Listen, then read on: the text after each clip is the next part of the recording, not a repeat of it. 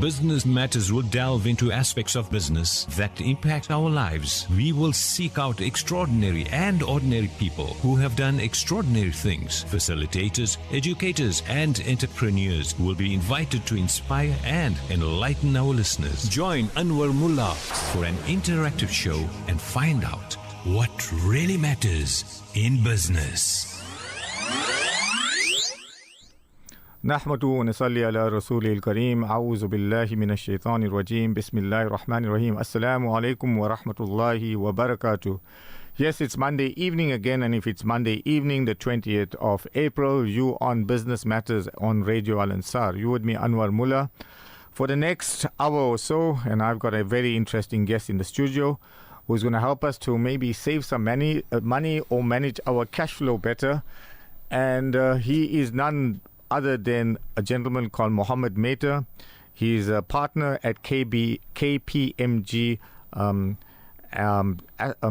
Accountants. He's the head of tax in Durban. And with that, it's Assalamu alaikum, Moammed, and welcome to Radio Al Ansar. Assalamu alaikum wa rahmatullah to the listeners and to you, Anwar. I'm glad to be on your show. Moammed, you have a very illustrious CV, specializing in taxation, and that's what we're going to be talking about tonight. We're going to be discussing taxation. So before we get into the real issue of taxation and how we can manage our cash flows better, I won't say avoid tax, because we're not allowed to avoid tax. As they say in life, there's only two certainties, and that's taxation and debt. So we're going to be talking about one of them today. Something that we like talking about, but something that we don't like paying. So tell us a little bit about yourself, Moammed. I see you talk with quite a strong Johannesburg accent. I've just got off the flight right now and rushed to the studio. So I've just come back from there. So are you originally from Johannesburg? So it's actually quite interesting. So let me just give you a little bit of a background about myself. So I'm a tax partner at KPMG. I've been with KPMG for approximately 18 odd years now. Okay. I started off in the Johannesburg tax practice, and in corporate tax, thereafter tax management services. Been there for about 15 odd years. And then thereafter, there was an opportunity to join the Durban tax practice, and they head up the tax practice itself. So I moved to the Durban practice. However, I still commute between Johannesburg and Durban. So I spend about a week in Johannesburg, and I spend about a week in Durban. So I commute quite often. I actually flew in today as well. So although being here for 3 to 4 years, I still have my Johannesburg accent. You can hear it quite clearly. Quite clearly. Yeah. I think apart from that, interestingly enough, is my family actually originated from Durban, okay. which many years ago. But yes, I am from Johannesburg. Well, I was in Johannesburg for a few days, and I attended a wedding this weekend in Pretoria, and I was completely blown away. I've heard about the wealth in Pretoria, but what blew me away was the level of bodyguards and the it's just the opulence. Not in a bad way. I think those people need it for whatever reasons, but I've seen it a little bit of it in Durban, but on a small scale, where people have been forced to use bodyguards and things like that. But in Johannesburg and Pretoria, it's on another level already. I went to the mosque in Houghton and for Jummah Salah, and there were so many bodyguards outside the mosque. I'm sure you've seen it as well. So something we're not quite accustomed to in Durban. So it came as a bit of a shock. But Alhamdulillah, the people have done extremely well, and unfortunately, due to the risks involved in terms of their lives and kidnapping, etc., they've been forced to kind of walk around with these bodyguards and drive around with them. A little bit of intrusion. I'm thinking, ourselves, to have somebody that's literally there with you all the time. It creates your privacy is a little bit infringed. I'm not sure what your thoughts on it is, but something it's just a thought process. But I'm sure it's a necessity, it's a need, and it comes at great cost, but it has to be done. So I was just kind of blown away with what I saw there. But alhamdulillah, the people have done well in various fields, and Allah give them more barakah in whatever they're doing. Yeah. Anyway, let's get back to our kind of issue for today. Yeah, we're talking about taxation and more importantly, how to manage our cash flow in terms of taxation. So set a little bit of a scene for us and then we'll go from there. Okay. So I think importantly, we're talking about cash flow and we're also talking about taxation as we're talking about, accounting profitability itself. These are important concepts for one to understand. And if we look at it and think about what is cash flow is effectively, movement in your bank account, either in the form of physical cash or actual movements in terms of, ups and downs in your bank account itself. Whereas accounting profitability deals with, income and expenses and how much of income you've received in terms of a sale, or alternatively, where you have and how much of expenses you've incurred. And, so small businesses may actually be in a position that on paper they show accounting profits. However, when you look at actual cash flow, they may not necessarily have a significant amount of cash, and there could be specific reasons for that. And if we start thinking about that a little bit further, is, how do you end up in that particular position is, let's assume, you sell on credit. And if you sell on credit, you're not getting money in, but you still have to pay your staff. The staff need to get paid.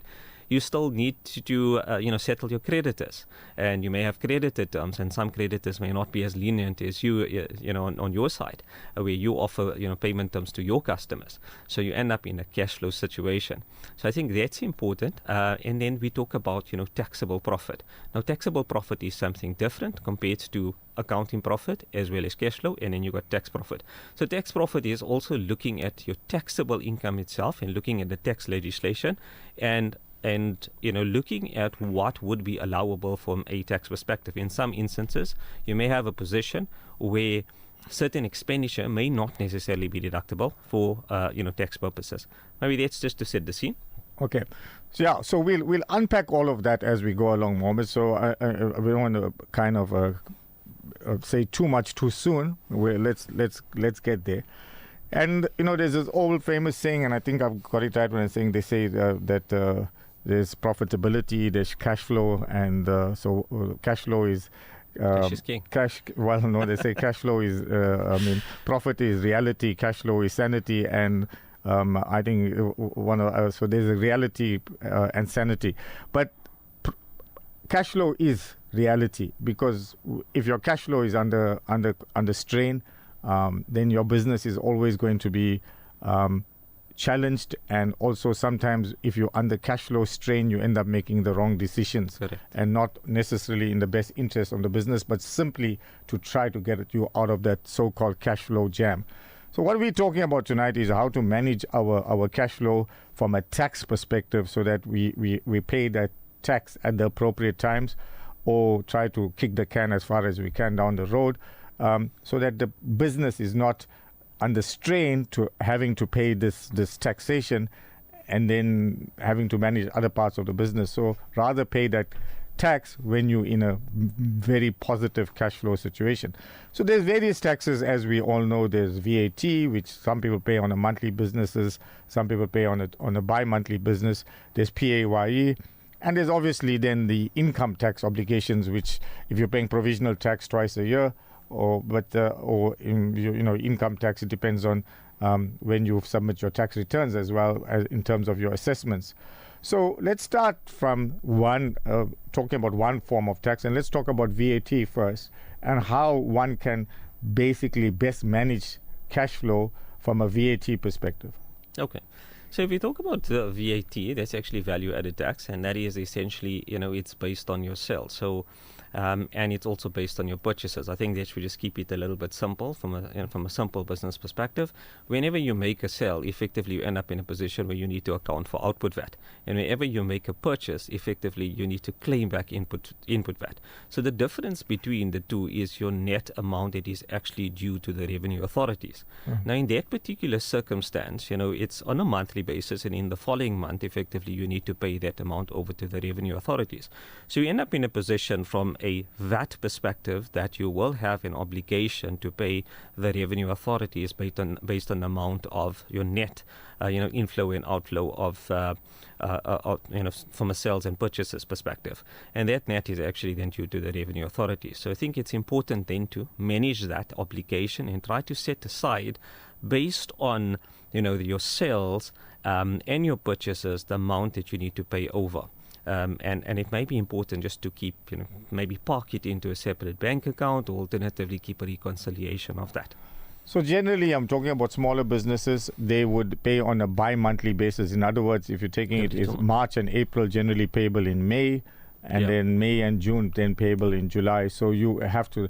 Now, unfortunately, what does happen in the normal course of business, as the money comes in, it's in the bank account, one does know that there's a VAT payable, but in the normal flow of cash flow as the business goes around, sometimes the money is used up to pay for other things, pay for supplies or coming in, or use it for some other reason. For example, maybe even for salaries. You may be tight at the end of the month, so you need to pay salaries. So that money, which is actually earmarked for VAT, gets paid across. So how would you kind of advise on managing the cash flow better so that doesn't quite happen? Yeah, so I think it's a difficult situation. I think it's a difficult situation in the sense that you have these obligations, you have your salary obligations, you also have your tax obligations, and one needs to then, for me, it's I think understand your debtor terms better, understand your creditor terms better, understand in terms of if you're selling on credit, when are you going to receive that cash in? If you are purchasing on credit, what is your payment terms? So if your payment terms are longer and you're selling on shorter terms, then effectively you'll end up in a position where you would have cash. But now, assuming that you don't have that cash, you still have an obligation. That obligation is still due to the revenue authorities. Now, if you don't pay that taxes, there could be serious consequences for you in the sense of, and I'm sure you're aware of it, in the sense of interest and penalties. So it's trying to manage it better in terms of when you pay your suppliers and when your customers pay you. I think that's actually probably an easier way to manage it. Yeah, and I think with all the best intentions, you do your cash flow predictions, etc. But sometimes, for example, if your creditors, who you expect to pay you, for example, say 60 days, if that's what the terms are, they also end up with cash flow implications, and sometimes they so-called pull you or pay you later, and that puts a strain on you. So it's a ripple effect or down the line, or a domino effect down the line, where somebody pays you late and now you have to pay somebody else late, or you have to you don't have the cash flow to fulfill those tax obligations or the VAT obligations. So again, you have to be quite certain that your cash flow is quite predictable. Correct. And I think importantly is try to do, to prepare cash flow projections and your forecast, and to understand, when exactly are you going to have those cyclical periods. And there's always uncertainty within business in terms of when exactly that cash flow is going to come in. But if you manage it, correctly with your debtors, credit departments, and if you're an owner-managed business, if you manage it correctly, be a little bit stern, then I suppose that's what you're going to be. Otherwise, you could end up in, hefty penalties and interest with the revenue authorities. Okay, we've spoken about VAT or VAT. Let's talk about PAYE or pay as that goes. So explain a little bit about PAYE and when is that due, and again, how does one kind of make sure that you have enough of a cash flow to account for PAYE? So pay as you earn is effectively it's a payment that is due on. That is actually a withholding obligation. It is, if you have an employee that's employed by you, effectively they earn a salary. On that salary, there is tax that it needs to be accounted for. That tax that actually gets withheld by the company, and it's paid over to the revenue authorities. Now, that needs to be paid over on a monthly basis or very shortly thereafter. And in essence, you end up in a position where, irrespective of whether you have cash flow, because you've paid your employee, or you've got a specific cost to company that you've agreed with an employee, so that PAYE is actually it's a fixed liability. To me, it's you have a fixed salary, but of that fixed salary, there's a portion that actually gets paid to the revenue authorities.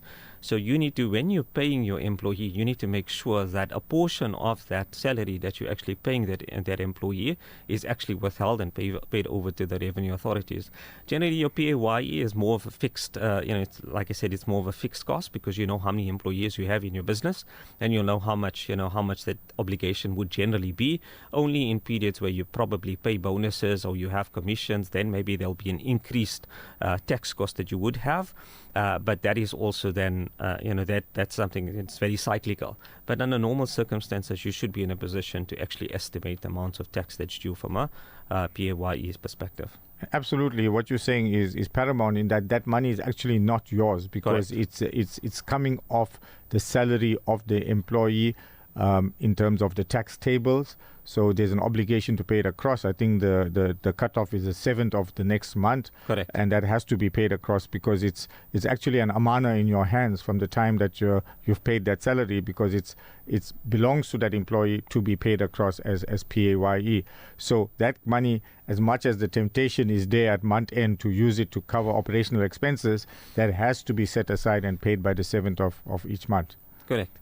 We have seen in practice that in some instances, you have businesses that actually utilize, they pay a shortfall to the revenue authorities and end up in a position where, they haven't fulfilled that withholding obligation, but then it translates into interest and penalties for the employer. Okay. We've covered the PAYE or pay as you earn, and then the other taxes that come about. Now, there could be a myriad of other taxes in a business. Normal ones are provisional tax, income tax. So let's talk a little bit about provisional tax. Okay. So I think when one talks about provisional tax, you actually need to talk about income tax at the same time, because the provisional tax is actually an interim payment in relation to your corporate tax. So on an annual basis, a company or individual is subject, an individual that's not a salaried person, that would be subject to, income tax. In that particular case, you end up calculating a tax liability for the full year, but from a provisional tax perspective, you end up paying it twice a year. So depending on whether you're corporate, large corporate, it could be based on your financial year end, so it's 6 months into the year, and then there would be a second provisional that actually would be due, that would be towards the end of the year.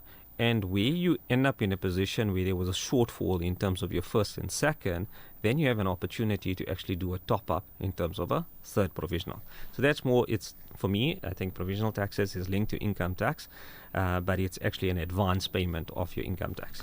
I know more recently, the last few years, the receiver of revenue has kind of tightened up and has insisted that the provisional taxes be within, I think it's 80% of the actual tax. Maybe you can correct me there, so that there is no underpayment of provisional taxes. Correct.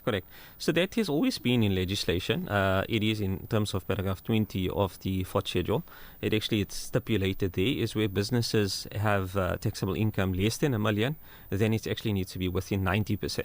However, if you're above $1 million, then effectively it needs to be within 80%. So how that actually works is, from a business perspective, you make your first provisional payment within 6 months, then you make your second provisional payment within the next 6 months, and the aggregate of those two payments need to be at least within 80 or 90%, depending on which threshold you fall in.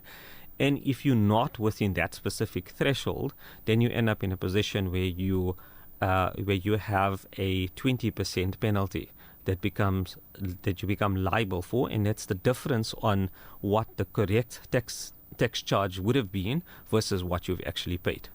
Okay, so just to clarify there, when you're saying within 90%, or is that for turnover more than R1 million or and less than income, or taxable income? Taxable income. So if you've got taxable income less than R1 million, you have to be within 90% of that. So you've got to be fairly accurate in your calculations. Correct. Yes. Okay. And penalties can be quite onerous. Like I said, it's 20% on the difference between what is actually due and in what you've calculated or what you've paid over. Okay. So that so as an individual, if you're a sole proprietor, also you would have a provisional tax implication as well? Correct. It depends if you, like, let's assume, if you're an individual and you're a salaried employee, then you wouldn't have a, provisional tax obligation. However, if you earn, income which is not linked to a salary, let's assume it's in the form of rental or in the form of excessive interest, or other types of income that you earn. Maybe let's call it, these days you have a lot of social media personnel, and effectively, they may be earning some income in that particular form. Then they may be subject to provisional tax and register for provisional tax purposes because they not a salaried individual. Okay, Mohammed, we're going to go for a short ad break. And when we come back, we're going to discuss something called tax shock. You're going to tell us what tax shock is all about. And then you're going to give us some tips from your side in terms of how best to prepare for these taxes and how best to plan our cash flows. Perfect. Sounds good. Welcome to Simplex Radio. Visit our showroom for the full range of car audio. Our TV department carries top brands with quality LED panels, full HD to Ultra HD, and now the experience of Super Ultra HD. Visit our theater rooms and transform your home with brands like Onkyo, Integra, Denon, Boston Acoustics, Yamaha, and more for quality audio visual experience. Now available, full range of home appliances. A one-stop shopping experience. Call 031 306 4029 or Kenilworth Park, 202 Brickfield Road, Overport. Simplex Radio, the name you can trust. The chaos and destruction in the Gaza Strip is beyond comprehension. Virtually everyone is displaced, hungry, and in urgent need of life-saving humanitarian support. The Al-Imdad Foundation has been working tirelessly to address the health, nutrition, and water needs of the population. Our hospital, water deliveries, and hot meal programs are made possible with your support.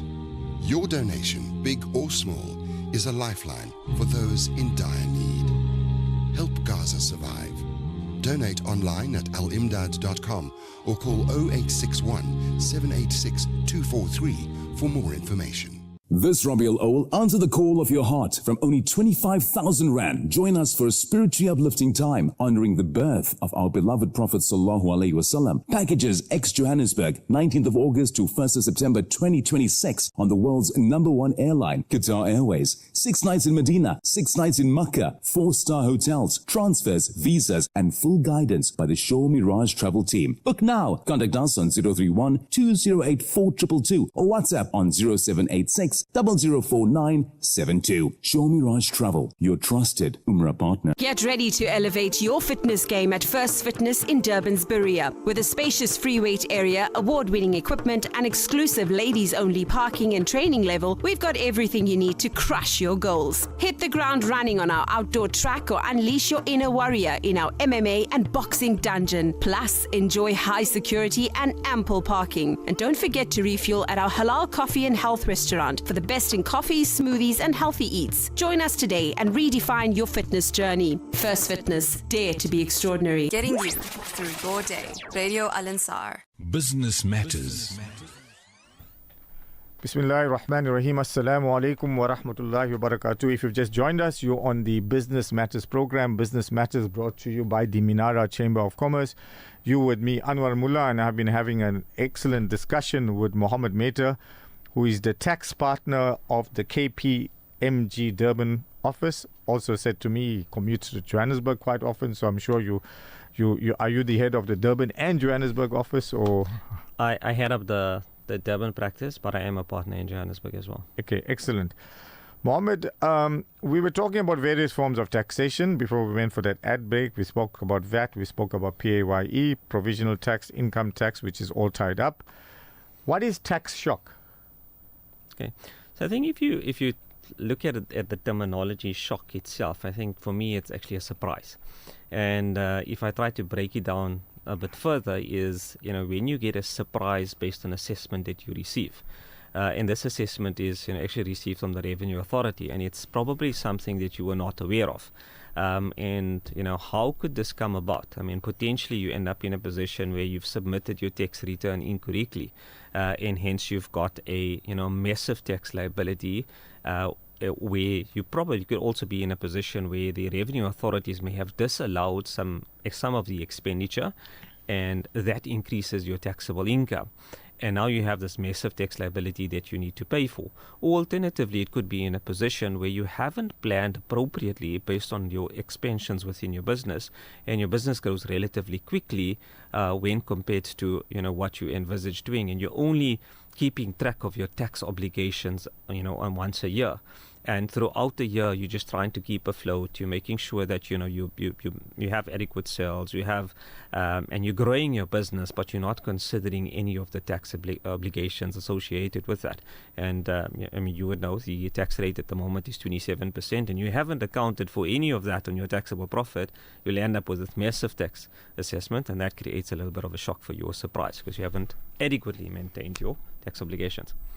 The reality, Mohammed, is that when you're growing a business, and we all, alhamdulillah, like to grow our businesses successfully, it sucks in more money because as you're growing, your requirement, your cash flow requirement gets bigger and bigger. So you may have a very successful business growing quite nicely, but by the same token, you're always kind of behind the curve ball in terms of cash flow, and you're kind of saying, well, I'm doing well, or I think I'm doing well, my turnover is up, all of these things, but I never have any money. I mean, and unless you're borrowing, and that's where the likes of the Al Barakas come in, but unless you're borrowing then all the time, and then that also comes at a cost. Correct. Yeah.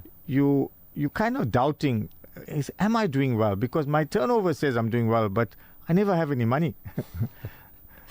I think for me, a good measure is actually if you're actually paying taxes, you're actually making money. If you're not paying taxes, you're actually not making money. I just simplify it in that way. And the reason for that is because if you're paying taxes, it effectively mean that you actually you made a surplus, and it's based on profits, because the technicalities surrounding the tax legislation is that if you're in a tax loss position, you actually don't pay taxes, or there's actually a reduced amount of tax that you do pay due to some tax legislation changes. So now at the moment, they've got a threshold where essentially you at least pay tax on 20% of your taxable income. So if you're paying taxes, to me, you're making money. But the unfortunate part is, like you mentioned, is that the cash flow part of it, and managing that cash flow, and how do you manage that cash flow? Because you can't basically say to the receiver that I'm growing my business, so give me a chance and don't tax me for the next 2 or 3 years until such time as I'm in a much better cash positive situation. So you have to meet that obligation as long as you're profitable. And Correct, you yes. kind of hit the nail on the head in that you have to, if you're paying taxes, then you're profitable and you're doing well. But it takes you 2 steps forward and 1 step backwards, because you have to now outlay this large amount of money for taxation, because one person actually put it very nicely. He says you have a partner in your business, and that's the taxman, because he's, whether you like it or not, he's going to take his share of whatever you're making there. So he's actually a partner in your business, and he wants his slice of cake every year, whether you like it or not. Correct. Yeah, I think that does become a challenge. And I think in essence, it is, it's important to understand and how to navigate it. And maybe, tax planning becomes very relatively important in that particular case. And when we talk about tax planning is, what type of business are you running? What opportunities, should you leverage from a tax legislation perspective in order to, reduce that tax liability? And let's assume, just want to give you a little bit of a test, an example, from an advisory perspective in terms of, when we navigate through businesses and we look at, what business are you in and what allowances can you claim in order to reduce that tax liability itself. Now, assuming you're in the manufacturing industry, under normal circumstances, from a accounting perspective, you potentially can claim your depreciation over a period of maybe over a period of 5 years. However, from a tax legislative perspective, you could end up in a position where you claim 40% in year 1 or even if you purchase that asset, in on the last day of the year, you can claim 40% and reduce that tax liability. Alternatively, you get these allowances from a research and development perspective, or solar plant. You're investing in some solar, in a solar plant, and you potentially, depending on the megawatts, etc., you can get 100% of that as a tax deduction. So in that, you're growing your business, you're saving money in the long term, but also you're getting a tax benefit. So Mohammed brings me to an important point, and that is sometimes businesses, especially in the infancy, in the first few years, they so busy. The owners of the businesses are so busy trying to ensure that the business is a success and that the business is buying at an X price and selling at a profit, and just doing well, that the issue of taxation becomes or goes onto the back burner. Now, you're a tax expert. You obviously have studied for many, many years to get you into the situation you are. And there's a reason why large accounting firms have tax experts like yourself there, or a tax department or head of the tax department. So should businesses, at what stage should they start saying, hey, hold it, I need to bring in a tax expert. I need somebody in here that can maybe look at my business holistically and give me some good advice on where I can save tax. And they may not be aware of it because we're not all experts in every field. So a person like yourself, at what stage would you kind of recommend that you brought in, and on what basis can you advise, and how can you save some tax for the business? I think for me, it's important to understand, from a business perspective, how financially astute the person is. So how financially savvy they are. Do they understand tax itself, or do they not understand tax?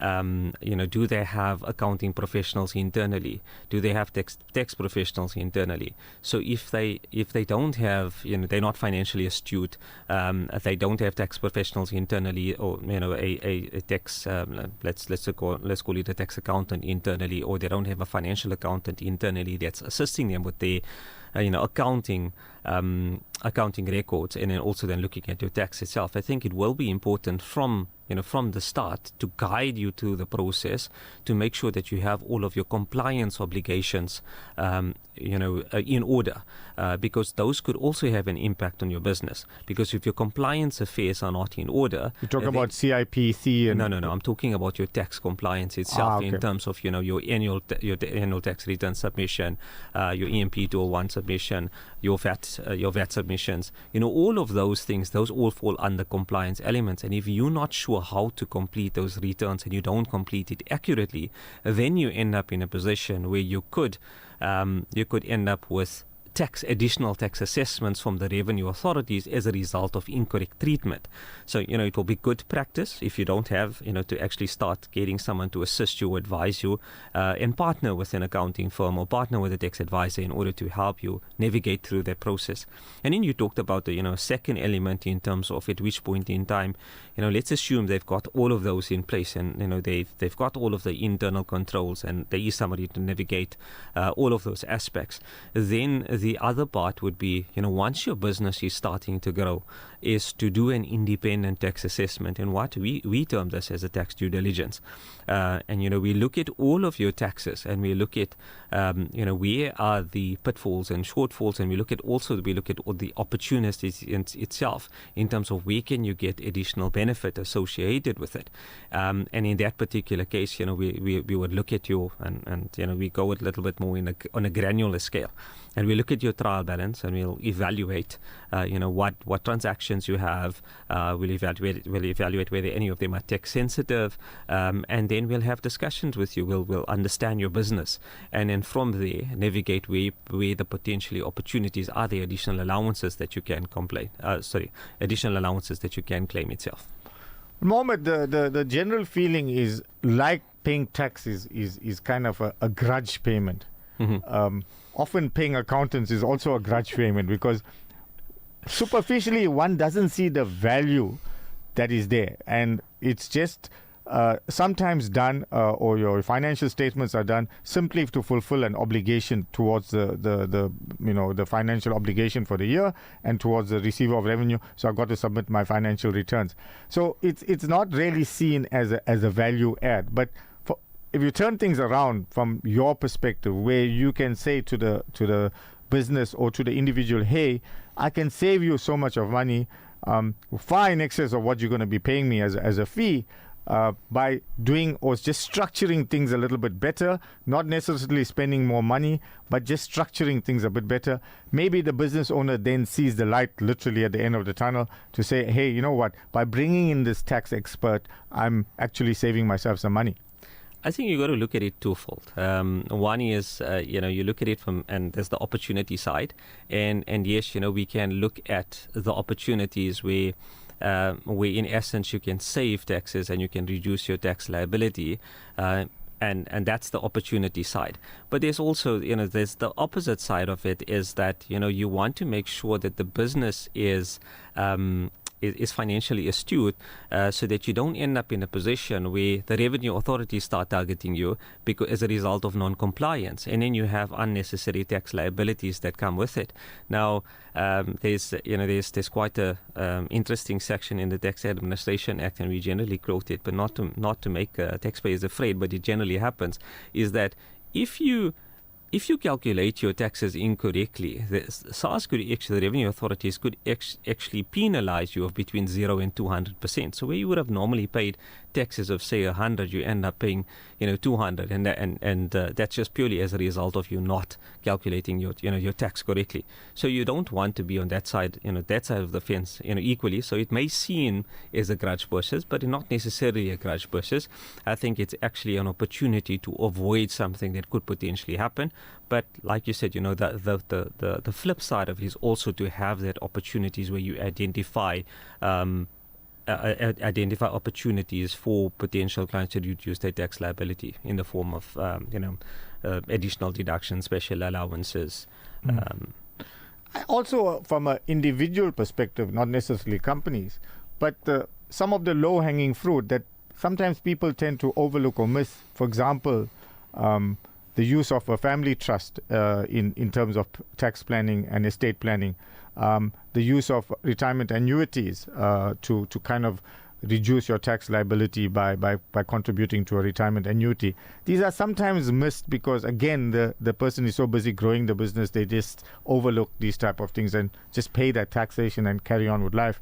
But, I mean, obviously, again, as tax experts, you guys would come in and try to structure a little bit better so that whether it's estate duty, which is another tax that we haven't even spoken about, the use of family trust, etc., so that the business, again, from a continuity perspective, it's a lot easier going forward. Correct. So I think obviously when one looks at from a family trust perspective, the trust in itself is there's separate tax implications associated with it. Not necessarily ends up in a tax saving at this point in time, but you could end up in it because it could be a flow through principle where effectively the individuals on the other side end up with all of the tax obligations. So I think it needs to be carefully structured when you look at it. It's more trusts are generally utilized from a protection of wealth perspective as opposed to obviously saving taxes itself. I think historically, when you did set up it would have been beneficial, but the way that it is moving towards in this particular day and age, it's not necessarily most beneficial to set up trust. But what I can say is, you touched on something which is relatively important, is that, your retirement and annuity contributions from an individual perspective in terms of actually saving towards, the future. The revenue authorities actually increased their threshold in the most recent budget speech. And effectively, you can contribute up to about 450,000 per annum towards that. Correct. And that allows you the opportunity to save money tax-free for the future. Obviously, you're not going to tap into it now, but if let's assume you are now in the highest tax bracket and you're paying 45% tax and you save an additional, and it's 10,000 and you save an additional, 4,500 rand in terms of tax. So, that's an additional saving, but you can get it back in cash from the revenue authorities. Okay. Mohammed, we're kind of running out of time. It's been lovely talking to you. Your kind of parting words to those businesses or individuals out there who maybe have overlooked taxation as part of a primary focus in their businesses. Again, busy growing the businesses. Some advice for those type of people. I think importantly, have a look at your financial records, keep an accurate record, partner with an accountant. If you don't have an accountant in your business, try and, partner with an accounting firm or a tax advisor to help you navigate through it. Keep, utilize accounting software that can help you in order to manage, your income, your expenses, your tax liabilities, and try on a regular basis, keep a small portion, save a small portion for your tax application, so you don't end up in a position where you struggle with cash flow to pay those taxes. Okay. Mohammed, Maiter, it's been excellent talking to you. Tax partner at KPMG. Inshallah, when we do have the next budget, we'll get you into the studios to unpack that for us and talk us through some of the newer legislation that is coming through. It's tax is an evolving art. It's changing all the time. I'm sure you're having to keep your finger on the pulse in terms of all the necessary changes that are taking place all the time. Definitely. Happy to be on your show again. Inshallah. Jazakallah for joining us and giving up your Monday evening.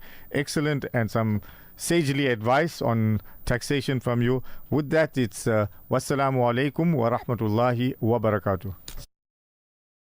The views and opinions expressed by the guest and presenters of Radio Al Ansar are not necessarily the views and opinions of Radio Al Ansar and the Al Ansar Foundation. This hadith is sponsored by Ashraful Aid, International Humanitarian Organization. Hadith a day. قال رسول الله صلى الله عليه وسلم الجنة تحت أقدام الأمهات. Jannah is under the feet